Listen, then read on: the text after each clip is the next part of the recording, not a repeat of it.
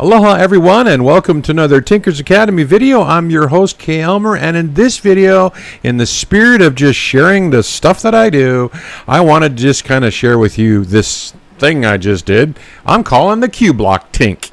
And for those of you who've watched my videos, you knew I was going to do this. So I thought I'd just do a quick little video, kind of show you what I did and where I'm going with it and why.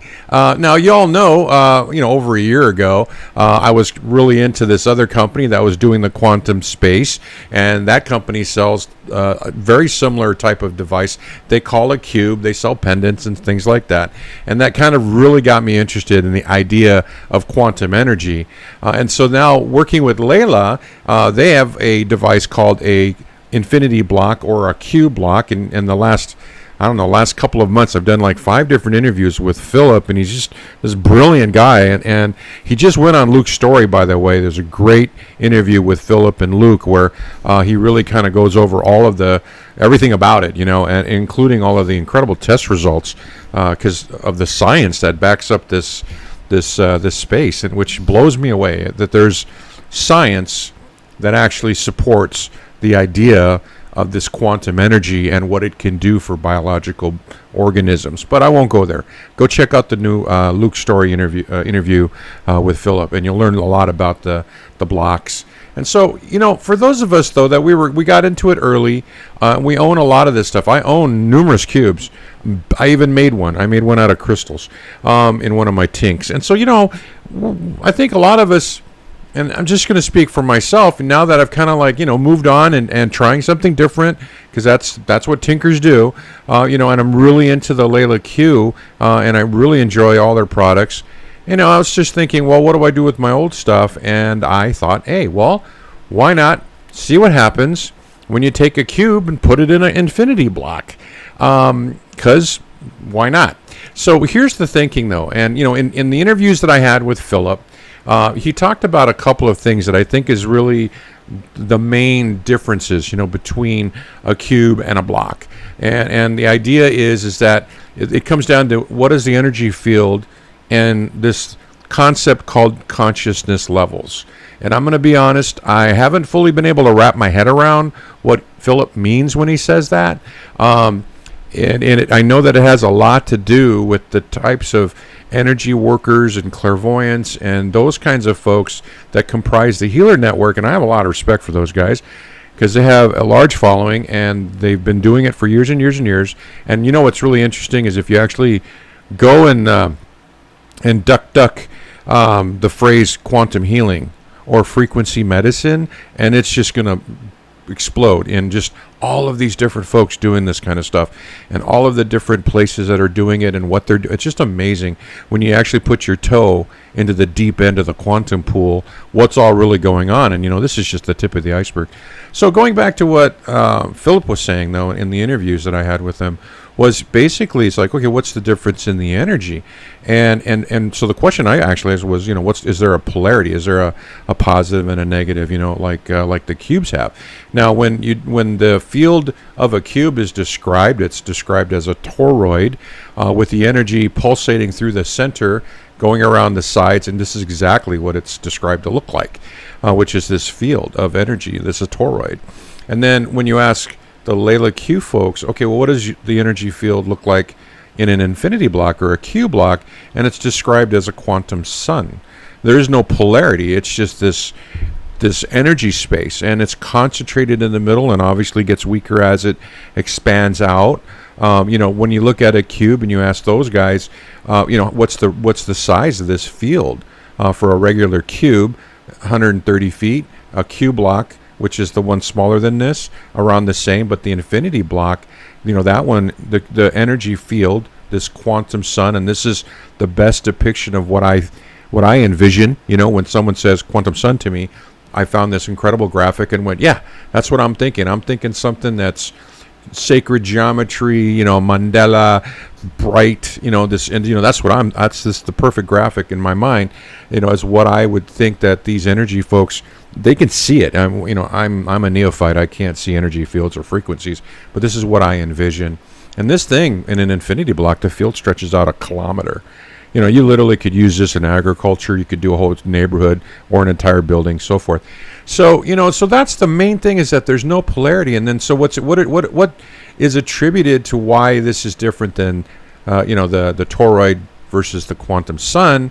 And by the way, I'm just quoting the people who have given me this information.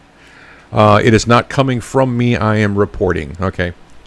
So, and the difference really is that the cube and all of these technologies use magnets. They kind of have this relationship between quantum energy and the magnetic, electromagnetic, which are two separate energies as described, right? And so the cube is sort of a combination of magnetic energy and quantum energy, but then as described, the magnetic energy kind of forms that toroid, or takes that quantum energy and encapsulates it and sort of traps it into that toroid field. Okay, this is how I understand it, and I'm not trying to preach what it is. It's just how I understand it, because I've been trying to wrap my head around this thing, this concept for over a year now. But the science of what it actually does, when you actually go out, the third-party testing that Philipp's done is unbelievable. And so so there's something there. Okay, there's something there, and it's just and I'm insatiably curious to figure out, in my own head, like, okay, what is it and how does it work? But I know it works. It's just, okay, I got to tink with it, right? It's what I do. So anyway, so this is the toroidal field, quantum sun. So that's the most important difference between these two different devices. And then the other level, okay, it was just this idea of consciousness. And I said, I don't really, I don't understand it. But that's how it's described. And what I think, and if we all just want to be honest, what I think is that this new stuff, right, this quantum healing stuff, this quantum energy, I don't think it has a language. I don't think it has words. Ever met a foreigner who's trying to explain to you something and like, there's no word in your language for this, and sorry, crappy accent, but there's just no word for this, and they're trying to explain something to you. Sorry, long story short, I'm originally from Alaska many years ago, and when I was going to college in University of Alaska, and I was out in Fairbanks in a dorm, one of my dorm mates was a native Inuit. Okay, and one time he and I were just talking, and what was amazing about these individuals, Inuits are the actual Eskimos. That's their tribe. Was that he said, that with 27 different Inuit words for snow. You think of us as like, okay, well, we're English. How many different words do we have for snow? Well, we got snow, right? Sleet, hail, powder. 5, 6 maybe. They had 27. So he took me for a walk. And we went and walked around campus, and he just kind of pointed out, and we didn't go through all 27, but it was amazing. When you talk with someone who comes from a completely different viewpoint than you, how your languages really kind of block your ability to kind of grasp the concepts of the other person. And I think that's really what we have here when you talk about things like consciousness levels. Or, this other, the other company kind of came up with this phrase called QEPS to kind of explain the amount of energy, but it's a word or an acronym they made up in order to, to create a language. And I think that's where we're at. So it is kind of a little goofy, and I'll admit it, but I love the idea, and I'm totally vested in this. I've got a lot of my own money invested in this stuff because I just want to learn it, and I really believe there's something amazing here. Anyway, so going back to my Tink, sorry I went off on a tangent. I just thought you might find that interesting. Anyway, consciousness level for a cube is like 1. There's only one level of consciousness. What does that mean exactly? I have yet to figure out, and when I do, I'll let you know. And an infinity block has 90, okay? And it has 90 levels of consciousness built into it, and it's not just strong in energy, but it's I guess the language, right? We're having a language issue again. I'm thinking the word vast. I think of the word vast instead of strength applies better. I don't know. We need a language, guys. Help me out. Okay, so but what happens when you stick a cube in an infinity block? And you know what the answer is nobody knows. because you've got the Layla guys over here, you got those other guys over here, and they're not going to be doing this to them. Only tinkers like you and me are going to do this. And so I took one of my blocks, I took a cube, I put it into a block, and I invented something called the CuBloc. That's my Tink. How many levels of consciousness does it have? I don't know. Because this one's got 90, this one's got 1. It's got something. Don't know. Question mark, question mark. But I know one thing now is that I've taken these metal bars, took the magnets off, put it in an infinity block, and now this field, I'm guessing, testing to be, to be determined, is changed. It's going to be some kind of cool alien hybrid, but that's kind of where I'm going with this. All right, so bear with me. So anyway, how you do that now? For those of you that want to do it, it's just so simple. Step 1, remove the magnets, and these are neodymium magnets. They're very strong. And look at this. I never thought about it, but this is how many magnets are on a regular cube. And I have a magnometer, and I took it out. I wanted to measure the magnetic field strength of that, what was in my hand, and I could not get my magnometer closer than 6 inches before I tapped it out at 10 Gauss. So in other words, this thing is super powerful magnetic field. So, and I never thought about that before, and I used to have it sit next on my nightstand. So I just want to give everyone a heads up from a bioelectro healing thing, and I've been studying bioelectromagnetics for a long time. Don't sleep with this thing near your head, okay? The magnets, not good. Don't put your head in a magnetic field. Anyway, so it's got a lot of magnets. Take them off. That took the longest of this whole thing. Took a long time because they're stuck on with this sticky tape stuff, and you are going to scratch your bars doing it. Just deal with it. Anyway, so take the magnets off. Step 2 is charge it. Now, you can see here the bars are all in there at one time. I put it in my infinity block. For an infinity block, if you put metal bars in there, I did check, and basically it's 10 minutes for any metal, like thick metal.